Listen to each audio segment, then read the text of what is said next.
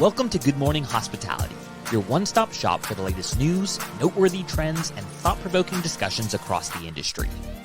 From hotels and short-term rentals to all things travel and hospitality, you'll find each episode equips you with the information that you need to start your week. Join us on Good Morning Hospitality every Monday, wherever you get your podcasts.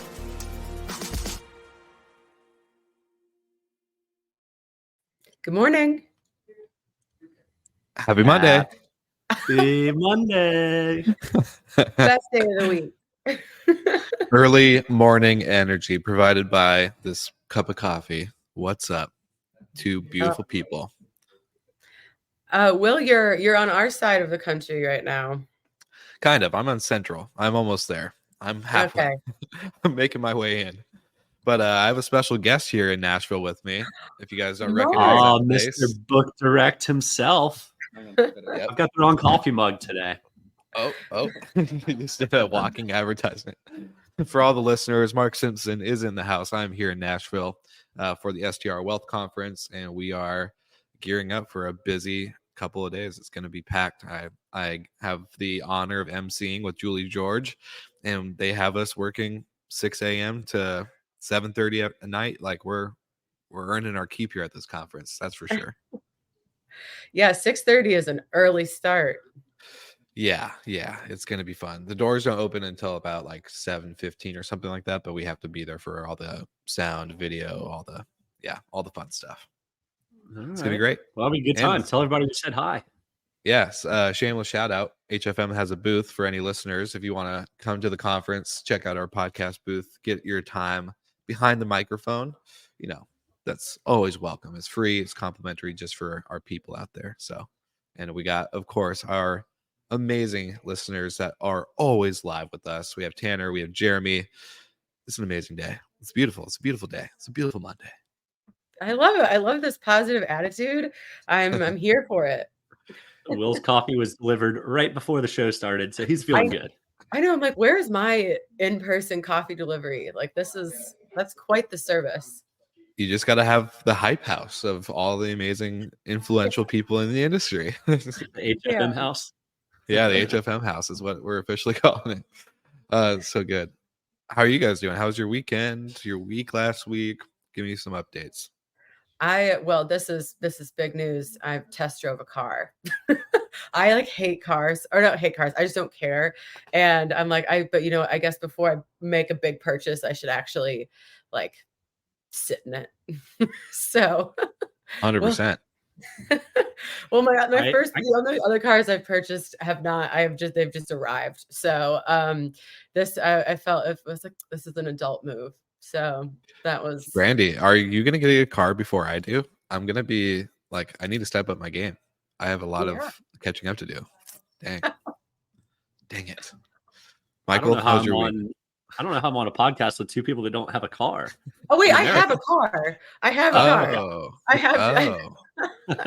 just get a new car. Just can't kidding. live in Miami and not have a car. Yeah, I was wondering how you guys function, but anyway, yeah, good, decent week last week. Good weekend. Hopefully a big week this week. Got a lot of moving parts. We officially announced Nook, so that is out of the bag. Congratulations. And the feedback has been really, really good. So Nook, similar to Story Collection, is a soft brand, but focusing on the outdoor hotel space. So if you're listening and you have an outdoor property, hit me up. Let's say Tanner, Jeremy, anybody out there? I see you on the live comments. You know, if you got any glamping sites or many anything discussions like with Tanner, yes. All right, Tanner. Oh, Tanner. I love it. Well, that's super exciting. Congrats to you guys. It's been fun to see things behind the scenes. I know I'll get to have Jake not only on podcasts on Slick Talk as a solo guest, but on a roundtable coming up, talking about the unique stay side. So for any listeners listening, I know you mentioned Story Collection. Can you give it a brief overall of what that looks like from the operators? Yeah, Storied Collection is a soft brand similar to Design Hotels or Relais Chateau, focused on castles and manor houses, where all of the properties, and similar to Nook, all of the properties are remote fiercely independent, owner operated, and we are able to kind of sit in the middle, help build a brand around all of the properties, which ultimately everyone benefits from. So it's tough to build your own brand outside of your specific target market. And our goal is to, in both businesses, to drive more eyeballs in the areas that they wouldn't have otherwise been fishing for eyes. I love it. And it's going to tie perfectly into today's episode. So I think we have a lot to talk about for the listeners. Before we jump into the main topic, we also have one other thing to announce and kind of share with you. Brandy, Michael, shall we reveal the secret, or how do you guys want to do it? Drum roll. Let it rip, Will. All right. Good Morning Hospitality has officially maybe announced is launching our advisory group. So Good Morning Startups, I think, is the holding title for now. We may or may not debate changing it, but I like keeping everything in the Good Morning family.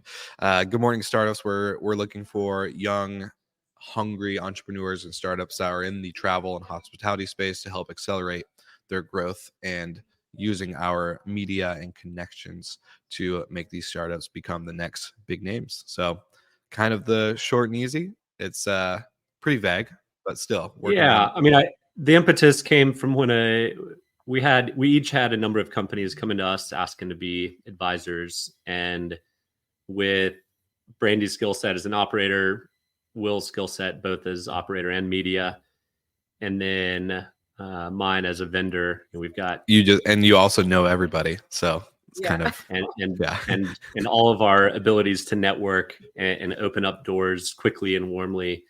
It just made sense for us to kind of combine forces, and we feel like any early stage company that wants to hit the fast forward button, we can certainly help out. So if you're interested, let us know. Yeah, 100%. Go to goodmorningstartups.com. There's a place where you can contact us and work with everything there. So really excited. We're already working with a couple companies. Shout out to Sam from Bestie AI, who was a guest on the pod as our AI expert. Like a great first company to work with, and we have a couple others that we will get to share in the future. So super exciting. Brandy, you pumped to be an advisor now? Pumped. I like seeing on top of everything else you're doing. Yeah, in all the free time. No, but it's always fun to see kind of the next wave of people come through and what creative ideas people have, and if we can share any wisdom or provide any guidance, that's great. 100%. We've all made lots of mistakes. We've learned a lot in our long time. It's almost 10 years for me, and Brandy, we met pretty early into it. So Will's the new kid on the block, but Will's probably the most known name in the industry at this point. So and then we'd obviously be able to help out from the media standpoint, helping get the name out there. So that's enough about us. So jumping into the topic this week, we talk a lot about OTAs, and there's been some pretty interesting moves and shifts and angles, approaches taken. Mark Simpson is a big book direct guy, but there are definitely benefits to working with OTAs. And before we jump into it, just highlighting some anecdotal evidence. This is kind of finger to the wind, but about 50% of hotel bookings come through the OTAs, whereas in vacation rentals, it's closer to 75%. So that's a huge jump, a huge step change in where the bookings come from, and that's a lot of money that goes towards the OTAs. Now, companies like Vrbo do a great job of government relations on behalf of their members. They're active. They've got a whole team that does just that. Their PR team is fantastic. They do a great job of building their own brand, and ultimately, the brand that we all kind of want to stand for. Airbnb is a PR machine. Jamie Lane's prediction is that they're going to be doing a lot more on the vendor side, which is scary if you're a vendor, but if you're an operator of one or two units, huge value add. So pros and cons kind of all the way down the line, but ultimately, I think the biggest reason why more bookings happen direct in hotels is people know the brands. They know Marriott, they know Hilton, they know Hyatt, IHG, et cetera, et cetera. Yeah, I think you have that built, we've talked about loyalty programs and stuff on here like that. So you just have much more, there's just much more recognition. So you're getting that as well. And I think that only recently has there been, aside from maybe something like the mainstay sea and ski destinations that have somehow done like 100% direct forever, it's only recently has there been this like massive push to book direct in the STR space. So those numbers, like that disparity makes a lot of sense. Yeah, and it's funny, Mark Simpson's here, obviously, and we're at this conference, and the official book direct day is actually February 7th. So like as we're here, it's just kind of an interesting, obviously timeline there, but it also ties into, Michael, what you're talking about with Nook and Storied. I think from a higher level as a brand or a soft brand, even, you have the higher level view, so you can really approach distribution and like kind of channel management at a high level, but then you're able to break it down into segments or into geographic location or whatever. And I think with these OTAs, it's going to really, I don't know, it's going to be interesting to see the consolidation. And Michael, I know you're passionate about this, is like the consolidation side from the marketing aspect as an operator, because it's like, it's in my brain, it's a whole new business, or not even just a business, it's a whole job position. If you're an operating company, like you need to have someone focus on that.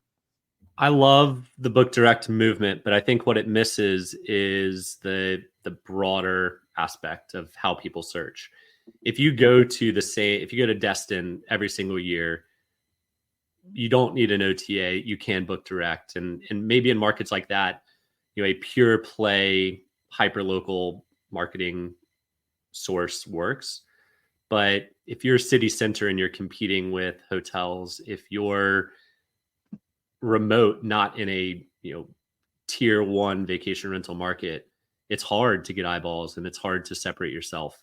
So you do need some through lines in that trust from the traveler, and it takes time to build it, but we've seen it happen time and time again on the hotel side, and there's zero reason it can't happen in the short-term rental side.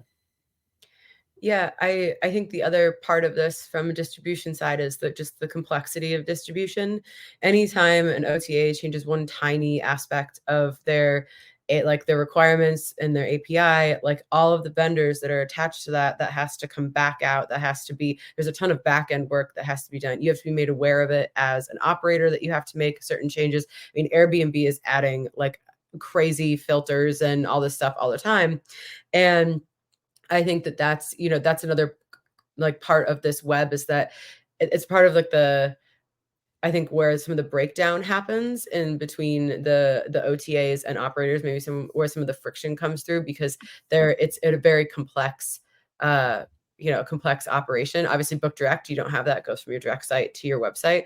But that's, I think with Expedia, it's not a secret. There's been all sorts of huge back-end onboarding problems. So that just takes away, like that sort of lessens your desire to kind of want to work with them, or you're going to work with them, but it's not going to get your full attention. You know what I mean? It's when the process is more painful, it obviously creates more friction and less desire to cooperate. Yeah. You either have to believe in it long-term, which I think we all know Expedia is going to be here as a serious player long-term. So you put up with it.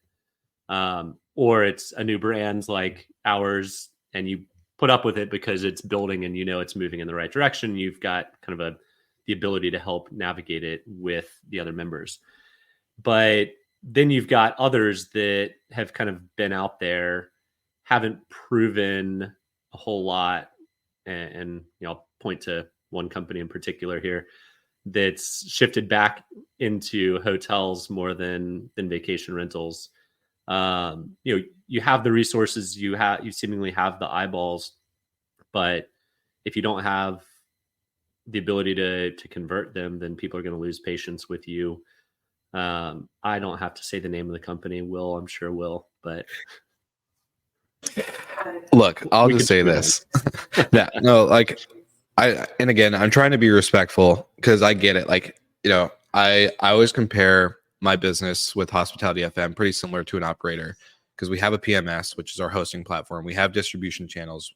like Airbnb and Vrbo, which is Spotify and Apple. And like, I get the whole business, and it's really hard because our business is, we do make profit and like revenue off of our advertising. And so like, if we don't convert those listeners, like that's, we lose business, because if a listener, whatever, it was a bad partnership or a bad product or whatever it was, that is technically on us. And so I get it. And like, it's really hard to now come after Hopper, which is the brand that you were just talking about, Michael, where it's, I feel like, I don't know, with that amount, like we're bootstrapped. So there's a different side. Like they're not bootstrapped. They have tons of money that they've been able to put into marketing. If they still can't take the money that they received and use that money and capital towards marketing and actually have conversions, that's where the issue is, I think. And so for me, it's just more of like, you have to really focus on, I think, again, it comes over to, I'm probably going through a lot of different points or rambles, but it comes down to quality over quantity right now.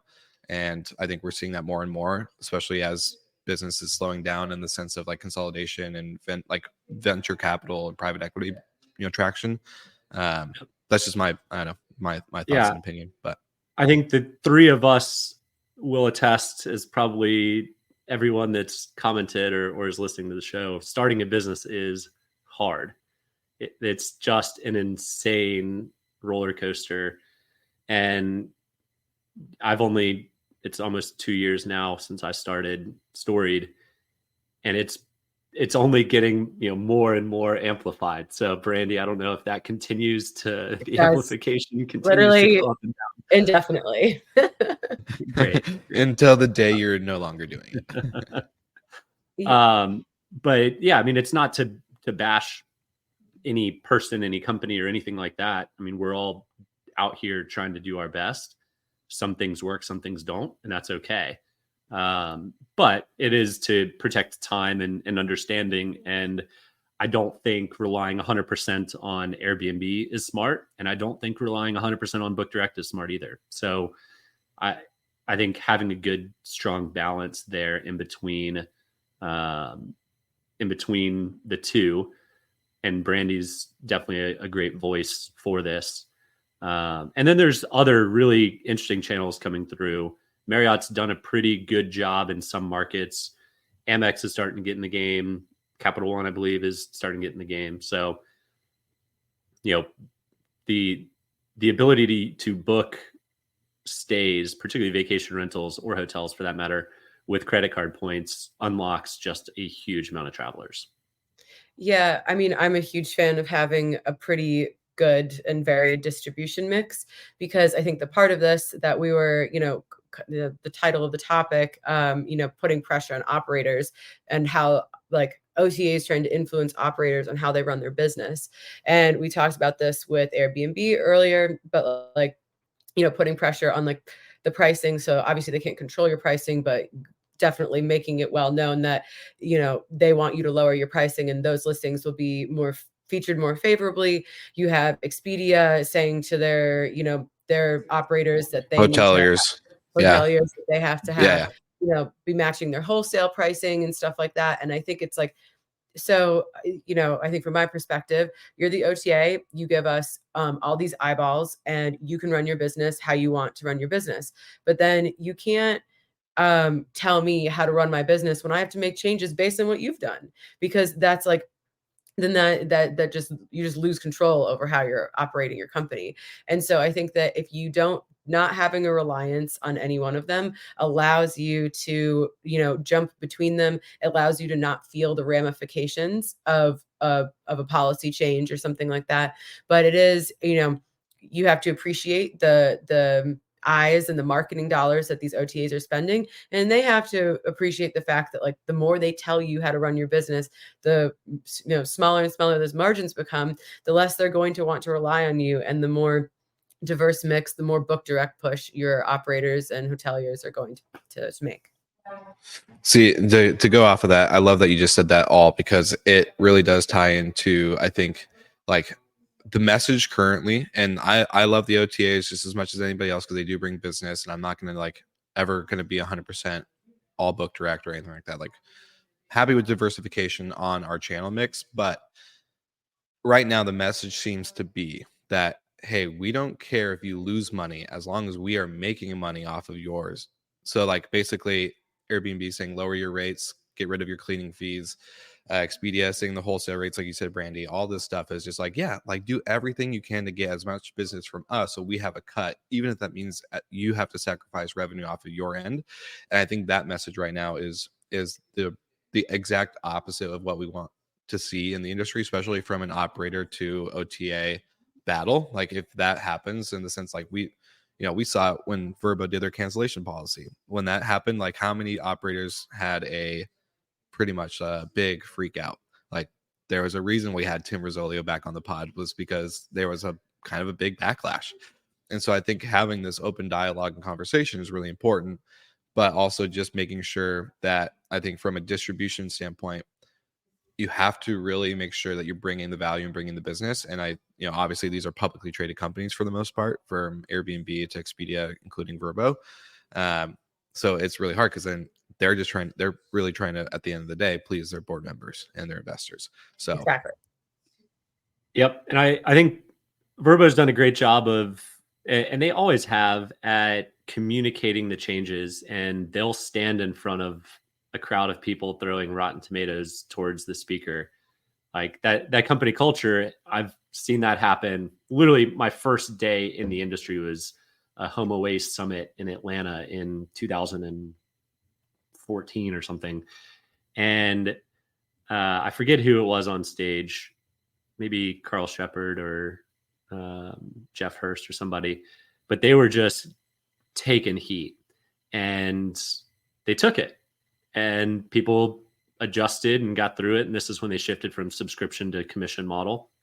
And Rosolio took it when people had a lot of questions and explained why and the why behind it. And I think that might be where people's frustration with Airbnb comes to play, is we all continuously view Airbnb as, a distribution channel for operators. They're not. They're a distribution channel for hosts. And every decision they make is helpful to hosts. Hey, host, lower your prices. You'll get more bookings. Great. That's straight to their bottom line, because this isn't their core business. This isn't how they're making, in most cases, their entire income. This is a way to cover their mortgage or to pay off student loans. And those are the types of stories that Airbnb tells publicly, because that's what's important to them. It's not important how the margins are in a vacation rental business by using Airbnb. That's up to the operators to figure out how to use their platform and conform. Whereas, Vrbo kind of, I think, takes the other approach, that they want their policies to reflect more of how a professional host operates than a single host. So it's okay. They target and market different folks, and it's why Airbnb's supply can grow at a faster rate than Vrbo's. But I think the sooner we all fundamentally understand that difference, the better. Yeah, I mean, I think if you're talking about any OTA that is a publicly traded company, like you are not the person, you are not the group that they are catering to. They have to answer to shareholders, and that's who they're creating value for.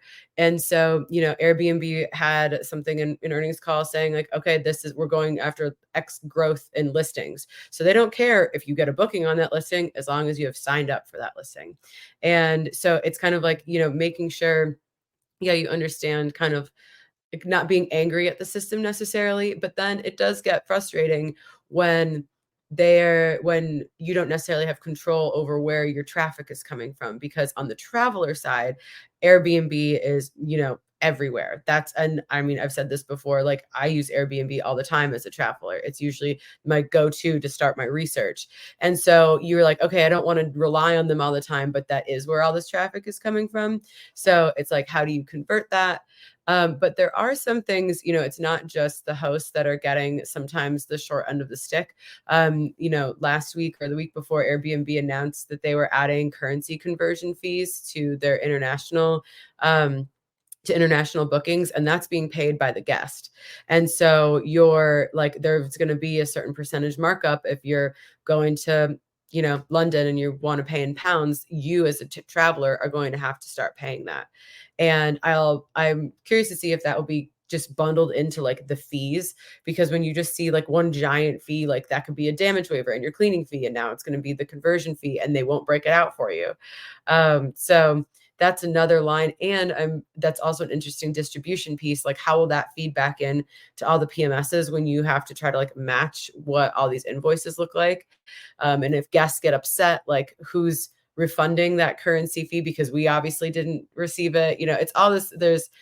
I'm sure there will be some things we talk about later in the year once this kind of is flushed out. Well, I was going to say, I'm surprised we were about to get like part 2 Brandy rant, maybe. Like, come on now, like you're rolling.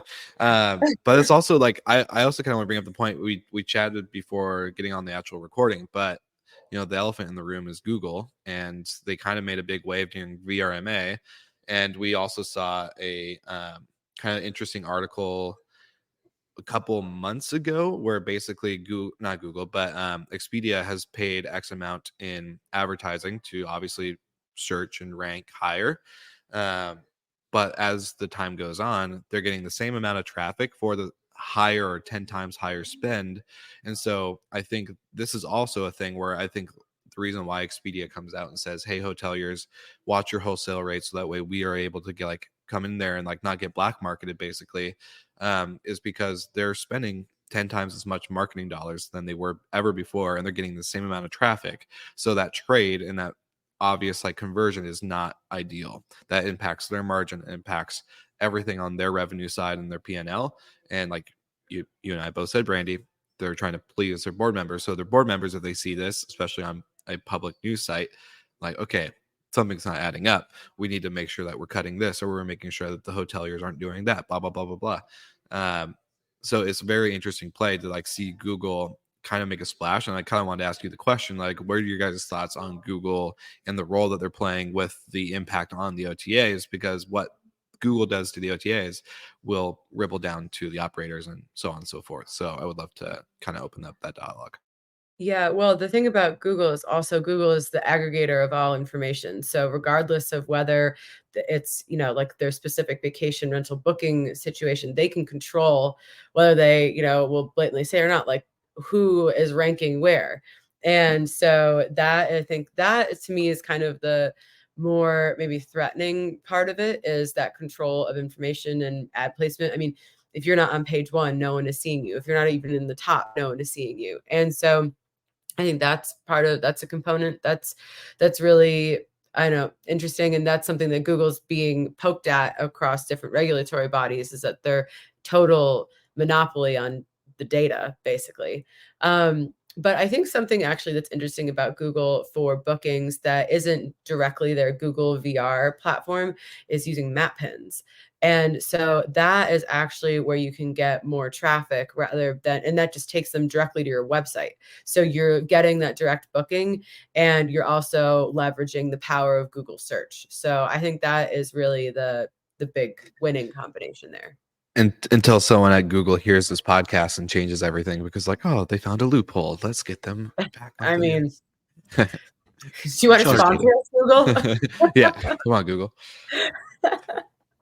I do, like, Michael, unless you have anything to add, I know we have like sometimes for any listeners and live viewers, right? Like, I think sometimes it sounds like we could be bashing and coming at the OTAs. We do know the value they bring.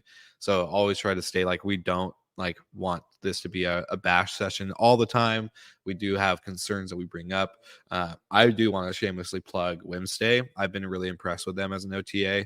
I think like, especially if you're a smaller operator, it's good to start playing around with these different channels. And that's one I've been impressed with, not only for our management company, but with a couple others I've talked to, like in Colorado and etc. It's nice when an OTA is clean and is a good product from like a user experience, and then also is really like actually driving traffic. So really just want to give them a shout out. I'm going to be seeing them at the conference this week, so be nice to say hi. But speaking of people and shout outs, we forgot to really give a really good shout out to our sponsors at Sojo. So if you haven't already, you got to get your amenities. I saw a comment in the live questions about where people are like getting their items from and procurement. And so I think, shout out to Sojo. You get 30 days free of your amenities. And if you have 50 properties or more, then guess what? You get amazing branded amenities. And to also plug Max, who is also here in Nashville, who I'm trying to get lunch or dinner with or something here soon. He also said last 2 weeks ago on the pod that the truth takes the stairs. And shout out to exactly. That was exactly what I was going to say. I've seen other people mentioning that on LinkedIn, and I was like, I love that phrase. Like that really has stuck with me. Max, we're making a t-shirt just for you, buddy, that has that on there. You're going to get a GMH hat that says truth takes the stairs. It's going to be great. We're going to capitalize on that opportunity. We've been promised our own slogan shirts for a while now. I'm sure they got lost in the mail, Will, but no, good.